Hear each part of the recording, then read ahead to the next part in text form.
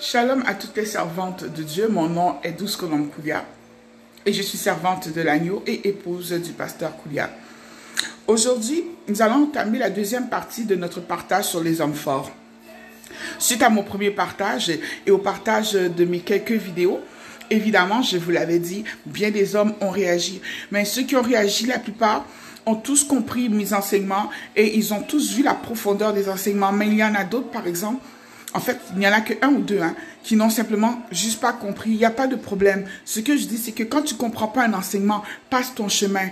Parce que ce n'est pas parce que tu as fait l'école biblique que tu as forcément raison. Tu diras comme ça, elle n'a pas fait l'école biblique. Pourtant, j'ai étudié le grec, j'ai étudié l'hébreu, n'est-ce pas? Et ça, c'est sans compter mes nombreux diplômes, mais ça, ce n'est pas important parce que, voyez-vous, le jour où j'étais dans le coma, mes diplômes m'ont pas aidé à m'en sortir. C'est Jésus-Christ qui m'a aidé. Et quand j'étais dans la rue, ce n'est pas mes diplômes qui m'ont aidé à m'en sortir. C'est Jésus-Christ qui m'est apparu. Au nom de Jésus, Basura, à lui soit la gloire et l'honneur dans le nom de Jésus. Ce dont je parle de choses que je connais, je parle de choses que je pratique, je parle de là d'où je viens. Donc, je tiens à préciser une chose, beaucoup de gens sont nés dans l'église, n'est-ce pas? On grandit dans l'église. Moi, je suis une ex-sorcière. J'étais épouse de Satan. Et aujourd'hui, je sers l'Éternel. J'ai dit, je viens d'une famille où de génération en génération, nous avons formé les sorcières qui ont cherché et qui ont travaillé à détruire vos églises. Aujourd'hui, si je suis du côté de Jésus-Christ, c'est parce que Jésus-Christ m'a sauvé. Alors, quand je dis comme ça, qu'un démon vient de telle manière, je sais de qui je parle. Quand je dis, tel démon vient à gauche ou à droite, je sais de quoi je parle. La Bible ne dit pas de nommer leur nom et ce n'est pas nécessaire, ça fait partie de mon bagage personnel. Mais j'ai déjà demandé au Seigneur, pourquoi Seigneur, est-ce que tu me prends moi de là où j'étais? Et puis j'ai dit, tu me prends moi, hein? Tu me prends de sorcellerie là. C'est là, tu me prends là. Et puis tu fais de moi prophétesse. Et puis quand je parle, ça s'exécute. Rachemando Yorokoba. Resateyo. Je suis une enfant née d'une mère chrétienne, décédé et ressuscité 2 fois, et d'un père sorcier comme il n'y en avait pas beaucoup sur terre. Donc, si aujourd'hui, je suis capable de me lever au bout de 23 années, d'ouvrir la bouche pour vous transmettre la parole de Dieu, que vous le preniez, c'est bien. Vous ne le preniez pas, c'est encore bien. Car celui qui juge, j'ai vu le trône blanc, j'ai vu le trône j'ai vu le trône blanc, j'ai vu le trône blanc, j'ai dit, j'ai vu le Père des Lumières. J'ai vu le trône blanc. Je faisais la file, je marchais vers le trône avec 2 autres filles. Nous étions 3 filles qui faisaient la rangée. On marchait vers l'Éternel pour être jugés. Rendu là-bas, là, tes diplômes vont te servir à quoi, mon ami? Eh Jésus, Roba Santeyo. Ah là là, Seigneur, aie pitié de nous. Nous allons continuer. Alors, j'enseigne aux sœurs. Alors, la personne qui est responsable de l'enseignement qu'il reçoit n'est que celui qui l'écoute dans le nom de Jésus. Alors, si tu prends le temps de t'arrêter et d'écouter, c'est que tu peux assumer ce que je dis. Et si tu ne peux pas l'assumer, il est préférable que tu partes.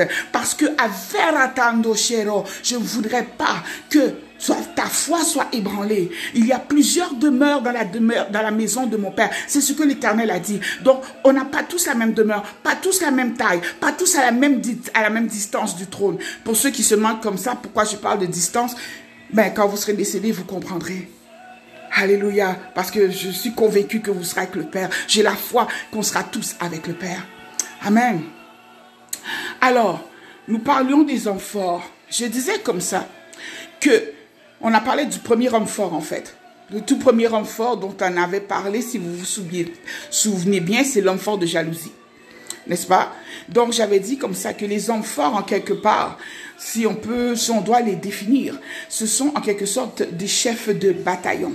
Les hommes forts sont des chefs de bataillon. Donc, on les met à la tête, ok? On les met à la tête des démons. Donc, ce sont des esprits. Faites bien la différence, hein? Écoutez bien ce que je dis. Ce sont des démons qui sont sous l'autorité d'esprits. Nous disions comme ça que la semaine dernière, que le premier homme fort s'appelait l'esprit de jalousie. Alors, lorsque tu vois quelqu'un qui manifeste des comportements de meurtre, de colère, la rage, la violence, la suspicion, la concurrence, de l'agitation, la personne est agitée, de la cruauté, la personne elle est cruelle. Elle n'est même pas capable de dormir, c'est à toi, elle pense pour voir comment elle va te régler là. La haine, la division, il n'y a pas moyen d'avoir la tranquillité dans la maison, il y a toujours palabre. Ça, c'est que ce soit entre toi et ton mari, ou bien que ce soit entre tes enfants, hein, ou bien encore entre frères et sœurs, cousins, cousines, bref, division, c'est division. Et tu as aussi l'esprit d'envie. Tu ne peux pas avoir quelque chose sans que l'autre l'ait. L'autre veut absolument toujours ce que toi tu as. Ça, c'est un esprit. C'est un démon qui fait ça. Et lorsque vous voulez chasser ça, voyez ça, au lieu de dire, oh, la personne, elle est colérique. Oh, esprit de colère, sors de cette personne. Non, non, non, non. Tu vas chasser l'homme fort.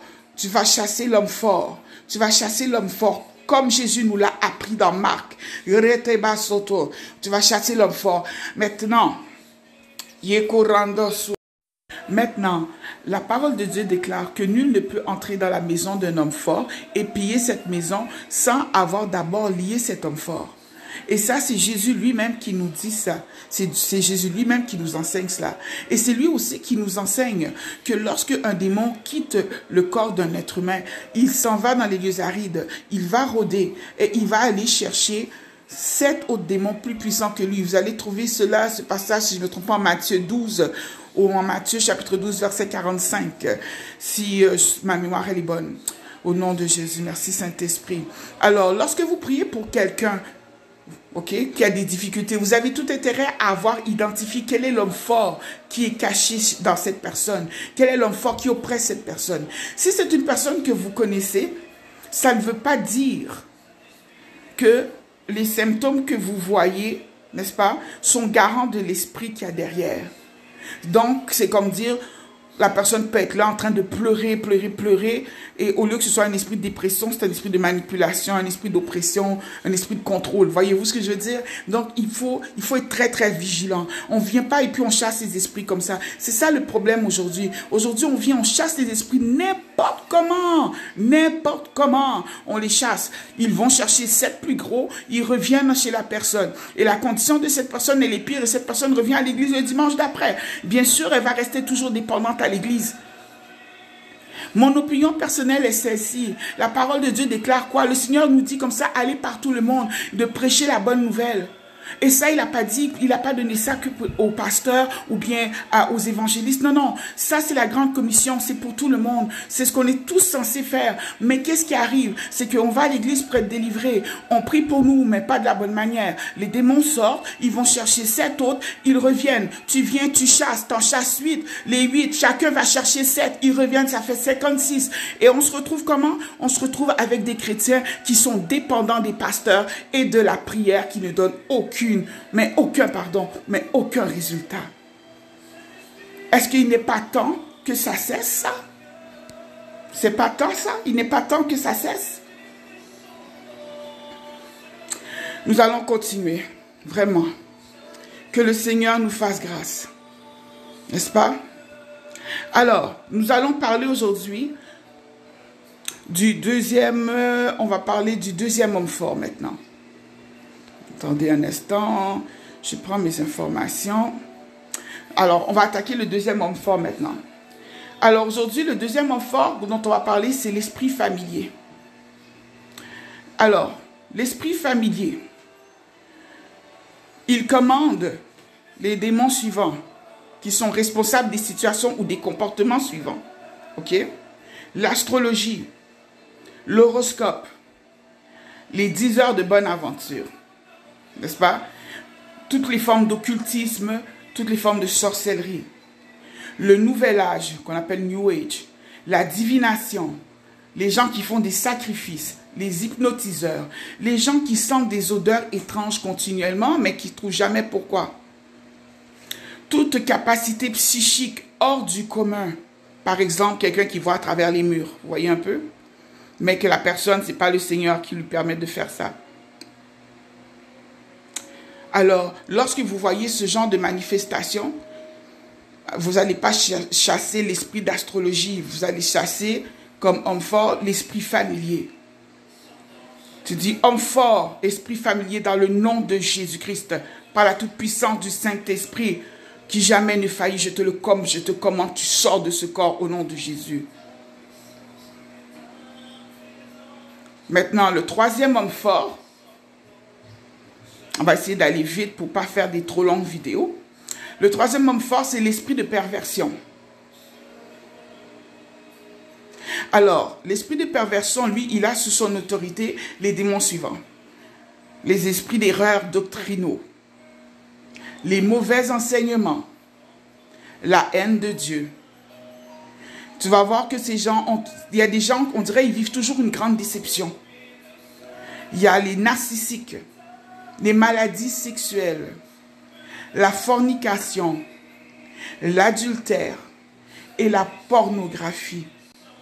C'est étrange parce que je sais que peut-être que vous diriez, mais j'aurais mis ça dans l'esprit de prostitution. Pas du tout. Voyez-vous, hein? Vous voyez comment ça peut être trompeur?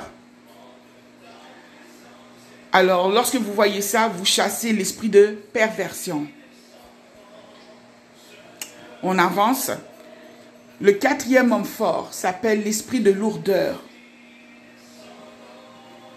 Alors, vous allez retrouver sous son autorité les démons suivants, ou les démons qui provoquent les comportements suivants. L'apitoiement. Vous voyez que la personne se plaint toujours. Pauvre moi, pauvre moi. Le rejet. Vous voyez que la personne est constamment rejetée. Le désespoir. La solitude. La tristesse. Le deuil. La dépression. L'oppression. Une fatigue chronique. La paranoïa et les troubles mentaux. Lorsque vous avez affaire à quelqu'un qui vit cela de façon constante, ok, vous allez chasser l'homme fort de lourdeur, l'esprit de lourdeur. Si vous dites démon de dépression sort, la personne ne va pas réagir. Vous allez voir peut-être bouger un peu et tout ça. Mais dès que tu détectes l'homme fort, c'est obligé, hein, il va bouger. Et puis tu lui dis de partir et d'emmener avec lui tous ses soldats dans le nom de Jésus. Ton corps n'est pas une poubelle. Resata Yoroshimando Baranda Kosu Yahweh. Le cinquième homme fort s'appelle l'esprit d'infirmité. Alors, lorsque vous avez devant vous quelqu'un qui souffre d'un quelconque handicap, de douleur en phase terminale, une personne qui a un cancer, une personne qui a des douleurs chroniques, une personne qui a des maladies cardiaques ou des troubles au cœur, une personne qui souffre d'asthme, d'arthrite, des problèmes de sinus qui n'arrêtent pas, virus et rhume qui revient constamment, une personne qui a de la fièvre qui revient, une personne qui est bossue, maladie pulmonaire, une personne qui a des maladies des yeux, maladie des muscles, maladie des oreilles et toute maladie du sang.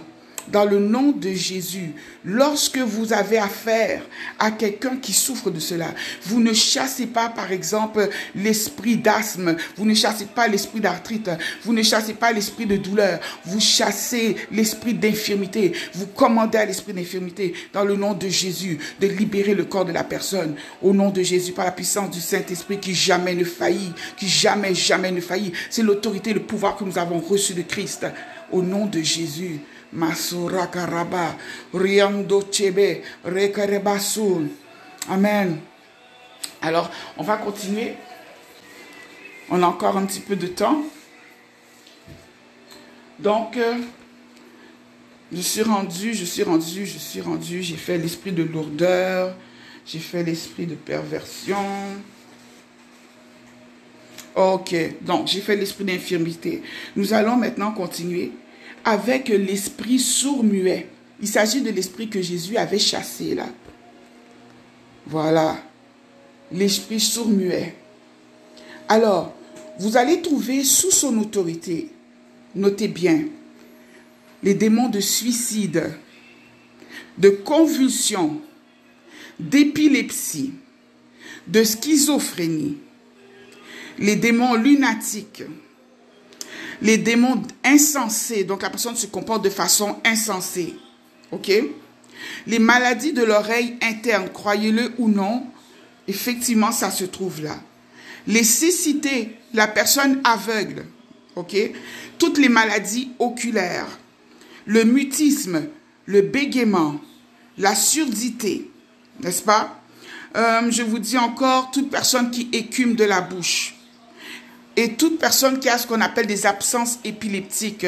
Moi-même, j'en ai eu à un moment donné dans ma propre vie. Hein. Donc, je sais c'est quoi avoir des convulsions et je sais c'est quoi avoir une absence épileptique. Donc, lorsque ça se présente, l'esprit que vous chassez, c'est l'esprit sourd et muet, c'est l'homme fort sourd et muet. C'est l'homme fort que Jésus a chassé chez le petit garçon que le papa avait amené, que nous avons vu dans la partie 1, n'est-ce pas? Que nous avons vu en Marc 9, 17 à 27. Amen. Alors, nous continuons, parce qu'on a encore du temps, je vais essayer d'en donner le plus possible. Alors, le 7e homme fort que nous allons voir s'appelle l'esprit de peur. Le 7e homme fort s'appelle l'esprit de peur. Alors, lorsque vous rencontrez quelqu'un qui est captif, n'est-ce pas, vous priez pour lui et que la personne manifeste le comportement que je vais vous donner, que je vais vous nommer, vous allez chasser non pas le démon, mais l'esprit de peur. Ok? Donc, les soldats qui sont sous son ordre sont le tourment, l'angoisse, horreur et terreur, l'inquiétude, la personne s'inquiète constamment, anxiété et phobie, sentiment d'infériorité. La personne, chaque fois que tu lui parles, elle se sent toujours la dernière, elle se sent toujours inutile, elle sent toujours qu'elle ne sert à rien. Ok? Donc, le comportement compulsif, tu lui dis non pour quelque chose, la personne le refait. La personne même, là, elle est adulte, elle se dit qu'elle ne va pas faire, elle refait encore, elle refait encore, elle refait encore, et elle ne se sent pas capable d'arrêter le comportement. Les comportements compulsifs, elle fait ça de façon, ça veut dire compulsif sans réfléchir, n'est-ce pas? Donc, comme poussé par quelque chose. Voilà, un comportement aussi, un sentiment de tension, de stress, timidité. Quelqu'un qui fait des cauchemars à répétition, de l'insomnie à répétition, dramatisation. Une petite chose arrive et puis ça a l'air gros pour la personne et la personne, elle est toujours comme ça. Vous avez aussi la peur des hauteurs. Parce que le Seigneur a dit qu'il ne nous a pas donné un esprit quoi? De peur, mais un esprit de force et de sagesse. Donc, ça, la peur, on n'est pas censé avoir peur des hauteurs. Donc, la peur des hauteurs, c'est ici. La timidité, la pauvreté. Alors, ici, j'ai écrit, le cancer peut avoir pour origine une peur qui génère des dommages physiques à ton corps. Donc, tu peux avoir un cancer à cause d'une peur. Vous remarquerez que, effectivement, beaucoup de gens qui vivent dans la peur meurent. Mais bizarrement, les gens qui on annonce par exemple une maladie, mais qui vivent dans la joie, souvent, sans savoir, ils guérissent. Amen. Alors, nous allons parler maintenant de l'homme fort numéro 8. Le 8e homme fort s'appelle l'esprit de prostitution. On l'appelle aussi l'esprit d'idolâtrie. Donc, esprit de prostitution ou l'esprit d'idolâtrie. Alors, vous allez retrouver sous son autorité les démons qui poussent au comportement suivant. Impureté, faute, idolâtrie, homosexualité, fornication, pornographie, adultère, l'amour de l'argent, l'amour de la nourriture, l'amour de soi, l'amour des choses matérielles. À ce moment-là, vous chassez non pas l'esprit d'adultère, mais l'esprit de prostitution ou l'esprit d'idolâtrie. Au nom de Jésus. On avance, on avance.